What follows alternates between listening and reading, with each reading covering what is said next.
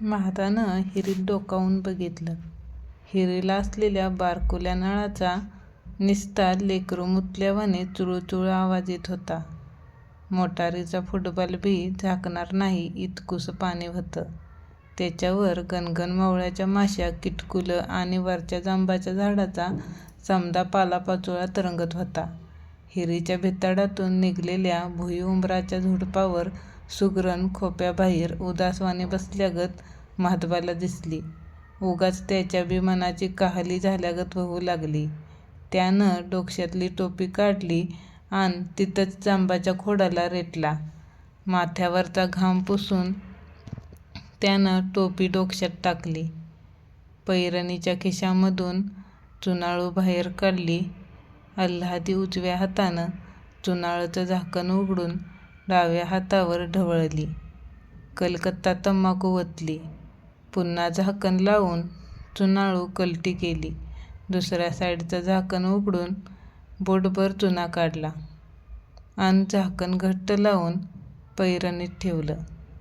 डाव्या हातावरची तंबाखू सरक्या हाताच्या पहिल्या बोटानं खसखस चोळली. 2-4 निबार देठदांडे अल्लाद वरत काढले आणि खाली टाकले. 2-3दा तंबाखू थापटून 2 बोटांच्या चिमटीत भरून दाताच्या आणि व्हटाच्या मधी भार भरला. मिरग 2-4 दिवसा येऊन ठेपला होता. आज नाही तर उद्या पाणी पडणारच, म्हातबाचा विचार चालू होता. राहून राहून भकास झालेल्या रानाकडं त्याची नजर जात होती. जमिनीला हे मोठ्याल्या भेगा पडल्या होत्या. सीतामाय जाईल एवढ्या बंधा उन्हाळा चालला होता. पण रानाला ना नांगरट भेटली ना कलटी. माईला ह्या वक्ताला जर माळवं असतं तर लग्नसराईत भोभाट कमाई झाली असती अन सुमीच्या लग्नात इतकी फजिती बी नसती झाली. पण हिरीला काय म्हणून फायदा? म्हातबा मनालाच कावत होता. दुसऱ्या पोरीचं लग्न 2 वर्षापासून आत्ताशी जमलं होतं. मानपान, हुंडा, दागदागिने, पंगत यांच्यात होतं नव्हतं तितकं म्हातबानं टाकलं होतं. वर पुण्यातल्या दगडू दुकानदाराचे 25,000 याजी द्यायचे काम पडलं. आता पेरणीचा टाईम आला आणि म्हातबाला हापकला होता. कारण काय करणार, खिसा तर मायचं 12 महिनं फाटकाच. ते तरी बरं बँकवाल्यांचं लफडं नव्हतं ठेवलं. आता दगडूबाचे 25,000 पडल्या साला लोक जातील तर लहानी सुमनी पुन्हा लग्नाला येतीच आणि पैशापायी जर पेरणीच नाही झाली तर इचारात म्हातबानं कच खाल्ली. डोकसं गरगराय लागलं. औंदा पेरणीची होती काय नाही याचा गेम बसना. पुढल्या हिरीत जीव द्यावा जावं तर पाण्याचं बी पत्ता नाही. म्हातबाचं चक्कर काय केल्या थांबना.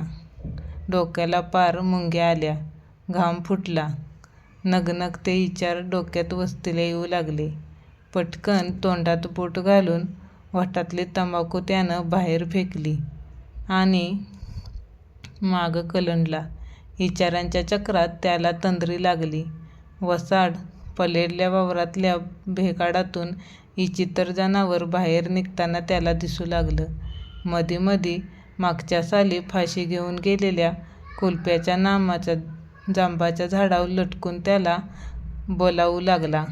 मधातच सुमनी नवरी व्हवून मायेच्या गळ्यात पडून रडताना दिसत होती. दगडू दुकानदार बायकोचा अंगठा घेत होता. वजे म्हातबाची सूद हरपत होती. समद डोक्यावरचं आभाळ फिरत होतं. आओ ओ सुमनीचे दादा, आता माय काय बिनघोर पडलाय हो माणूस.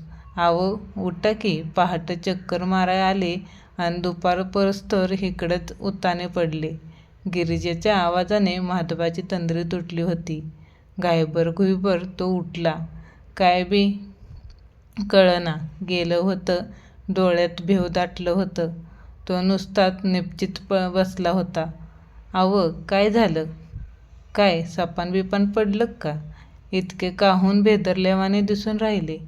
गिरिजानं तिथंच टेकत काळजीनं दादल्याला पुसलं. तिच्या डोळ्यात अंधार दाटला होता. नवऱ्याचं दुःख नाही सांगितलं तरी तिला उमजलं होतं. गिरिजे, मी मेलो तर कसं करशील व? माधबा डोळ्यानं वल्ला होत विचारत होता. सुमीचे दादा, येडं की खुळं तुम्ही? तुम्हासनी असं कामून होतंय मला बी कळतंय, पण मग हेच करायचं तर मग लेकरा बकरांसकट मला मारा पहिल्या खेप आणि मग काय करायकवी? गिरिजाचे डोळे पायातच. माधबाच्या जीवाचा कल्ला झाला. उसनं अवसान जिभीवर आणून तो म्हणाला, मग काय करू? पेरणी कुठून करू? कोण देते आता पैका? सगळ्यासनी ठाव आहे दगडोबाचे 25 घेतलेत, पोरगी उजवलीत. माधबा भिकारी झाला. कोण देतं अशा टायमात? गिरिजानं माधबाच्या डोळ्यातनं पाहिलं. एका निर्धारानं गळ्यातल्या मंगळसूत्राला तिनं हिसका दिला अन तटकन तोडून माधबाच्या हातावर ठेवलं. आओ गिरजे, हे काय करतीस? पहिलंच तर तुला म्या एक डाग केला नाही न तू हे मंगळसूत्र द्या लागली. सौभाग्याचं लेणं, बाकीच्या बाया काय म्हणतील? माधबा कातर झाल्यागत बोलत होता. त्याला काय बी सुचना गेलं होतं. सुमीचे दादा, बया काय म्हणतील मला गरज नाही. माया नवऱ्याचा जीव मला हाय. तोळाभर सोन्यापरीस लय जास्त आहे. महाजीव तुम्हाला तोळाभर वाटला काय? हे घेवा आणि आजच माळेगावला मोडायला न्या. 1000 येतील. खत बिजवाई करा आणि एक बाजारातलं 20 रुपयाचं तुमच्या नावाचं मंगळसूत्र आणा. तुम्ही ते महा सगळा संसार आहे. तोळाभर सोन्याचं नाही. ह्या तोळाभर सोन्यानं तुमच्या जीवाला तोळाभर जरी सुख भेटलं तर गिरिजाचा जलम कामी आला असं समजा. गिरिजा लय समाधानी डोळ्यातनं नवऱ्याला बघत होती.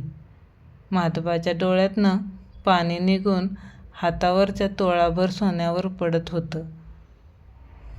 जांबाच्या झाडाव कोकिळा लय आनंदात गात होती. मगाशी उदास बसेल सुगरण आनंदात झोका घेत होती. हिरीच्या दगडातून नवा कोंब बाहेर पडून वाढाय सुरुवात करीत होता.